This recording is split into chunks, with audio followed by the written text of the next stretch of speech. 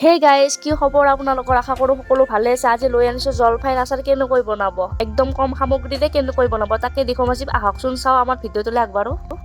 প্ৰথমে কেৰাহীত মিঠাতেল দিব, একদম মিঠাতেল দিব আৰু তেলখিনি মানে ভালকৈ গৰম হ'বলৈ দিব। আৰু এয়া মই জলফাইখিনি মানে বইল কৰি পিনে হালধি সানি ৰ'দত শুকাই লৈছোঁ, দুইদিন ৰ'দত দিছোঁ মানে, আৰু ভালকৈ শুকাই লৈছোঁ এইখিনি। আৰু এইখিনি তেলখিনি অলৰেডি গৰম হৈ গৈছে আৰু ইয়াত মই জলফাইখিনি দি দিম আৰু অলপমান ভাজি ল'ম মানে গৰম তেলত যিটো মানে ফ্লেভাৰ সেইটো সোমাই যাব দিম, তেতিয়া ভাল লাগিব। আৰু এই জালুকৰ গুড়ি দিছোঁ আৰু কেঁচা জলকীয়া দিছোঁ।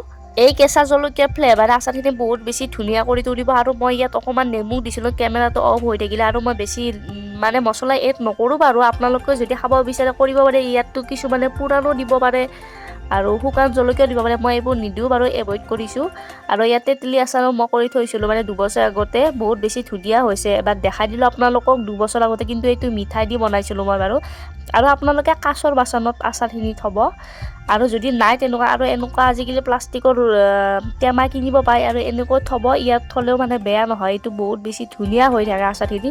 নেমুৰ ঠাইত ভিনেগাৰো এড কৰিব পাৰি, আৰু তেতিয়া বেছি ভাল লাগিব। আচাৰটো বহুত দিনলৈকে ভালে থাকে, আৰু এনেকৈ থ'লেও ভালে থাকিব। মই এনেকৈ আগতে বহুত বেছিকৈ আচাৰ বনাইছিলোঁ আৰু ভালে থাকে বাৰু।